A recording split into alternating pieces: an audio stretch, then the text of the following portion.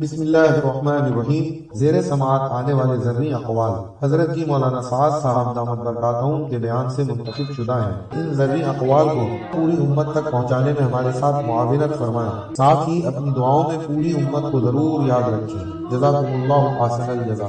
میرے عزیز دوستو، اخلاق کی بلندی، تربیت کا مجاہدہ، یہ کب حاصل ہوگا؟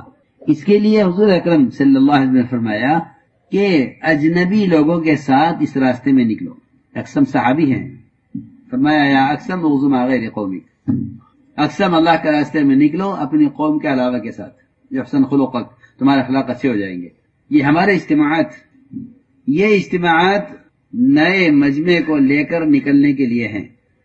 پرانوں کا عوام کے ساتھ مجتمع ہونا، یہ پرانوں کی ترقی ہے اور عوام کی اس میں تربیت ہے۔ حضور اکرم صلی اللہ علیہ وسلم نئے آنے والوں کو پرانوں کے حوالے کرتے تھے، یہ آپ کا معمول تھا، نئے آنے والوں کو پرانوں کے حوالے کرتے تھے تاکہ ان کے ساتھ اختلاط ہو تو ان کے اندر دین آئے اور ان کو دین کے طریقے اور ان کو اسلام کی تعلیم دی جائے۔ اصل مقصد یہ تھا پرانوں کو عوام کو ساتھ ملانے کا، تاکہ ایک تو اس سے امت بنے۔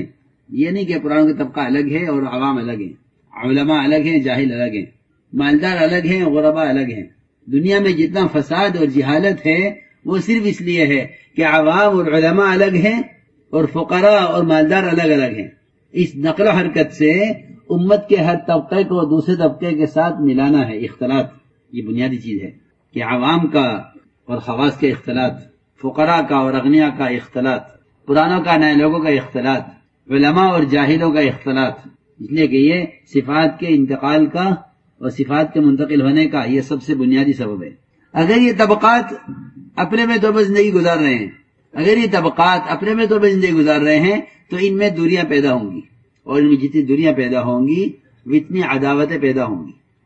ہاں، یہ اصل بات ہے، کیونکہ جو درمیان کی خلیج ہوگی وہ خلیج اور وہ درمیان کا فاصلہ وہ عداوتیں پیدا کرے گا۔ یہ میں اصل بات عرض کر رہا ہوں، اصل بات ہے یہ۔ اس لیے حضور اکرم صلی اللہ علیہ وسلم کا اسلوب اور آپ کا طریقہ یہ تھا کہ آپ نئے آنے والوں کو پرانوں کے حوالے کرتے تھے۔ یہ مجمع آیا ہے نیا، یہ پرانے، اگر ان کو ان کے ساتھ نہیں جوڑا گیا تو پرانوں کا ماحول ایک الگ ماحول ہوگا۔ میں سچی کہتا ہوں کہ اگر پرانے نئے لوگوں کو لے کر نہیں نکلیں گے تو ان کی ترقی دعوت کے کام میں رکے گی اور تنزلی کے اسباب بنیں گے۔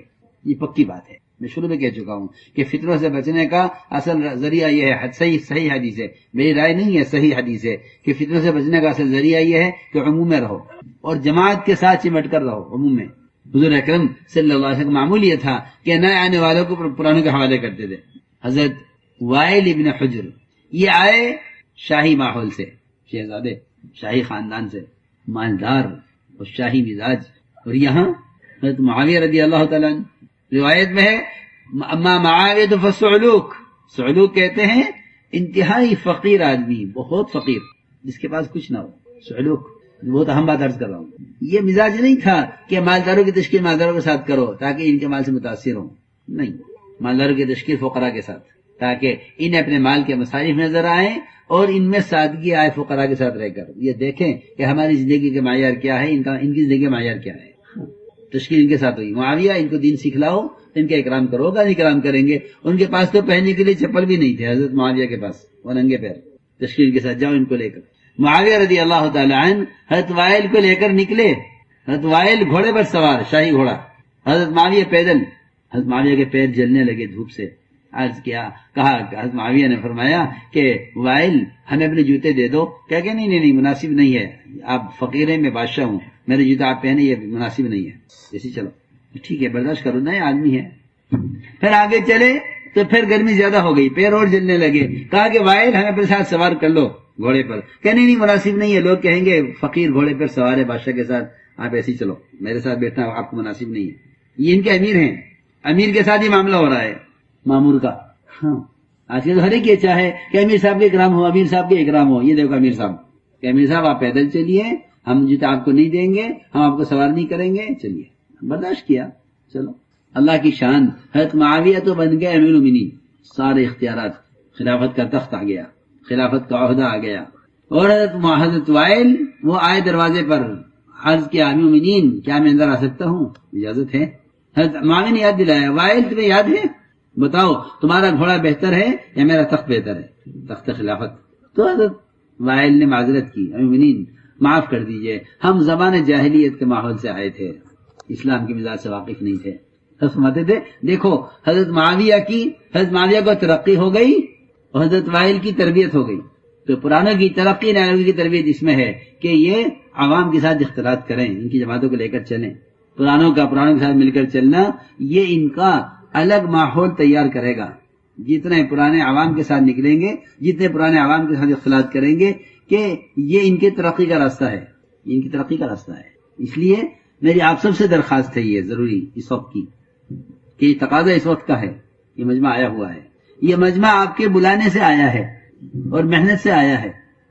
اس مجمع میں سے ایک جماعت کا یا ایک فرد کا بھی یہاں سے واپس چلا جانا بغیر امیر اور ذمہ دار کے، یہ ان آنے والے مجمع کی سب سے بڑی بے اکرامی ہے۔ ان کو بلایا ہے، آپ نے گھر میں کسی کو بلائے تو آپ کھانا کھاتے ہیں 2 بجے، مہمان کھائے گا 1 بجے، تو آپ کو کھانے کا وقت بدلنا پڑے گا۔ ایک مہمان صرف آپ کے گھر میں آ جائے، ایک مہمان، ایک فرد، میں دفتر سے جلدی آ جاؤں گا، میرے گھر میں مہمان آیا ہے، میں دکان جلدی بند کروں گا، میرے گھر میں مہمان ہے۔ ایک گھر میں مہمان کے آنے سے ایک تاجر کی دکان کا، اس کے دفتر کا نظام بدل جاتا ہے۔ میں اسے مہمان کا اکرام کے ساتھ کھانا کھانا ہے، اس کے کھانے کا وقت بدل جاتا ہے۔ ایک مہمان گھر میں آ جائے اور وہ بھی آپ کی نسبت پر آیا ہے، آپ کی نسبت پر آنے والے مہمان کے لیے آپ کا معمول بدل جاتا ہے۔ جو مجمع دعوت کی نسبت پر آیا ہے، اس مجمع کے آنے پر کام کرنے والے پرانوں کے معمولات نہ بدلیں، یہ کیسے ہو سکتا ہے؟ حضور اکرم صلی اللہ علیہ وسلم کے پاس ہر وقت ایک ایسا عملہ تیار بیٹھا رہتا تھا، ہر وقت تیار، جو آنے والی جماعتوں کو لے کر چلنے کے لیے ہر وقت تیار رہتا تھا۔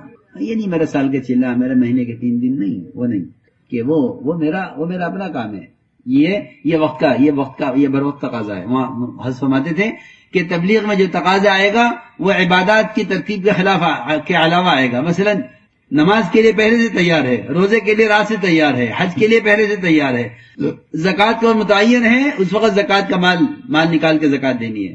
لیکن تبلیغ میں جو تقاضا آئے گا وہ اچانک آئے گا، اس لیے دعوت کے تقاضے عبادات کے تقاضوں سے زیادہ اونچے ہیں، کیونکہ اس میں قربانی زیادہ ہے۔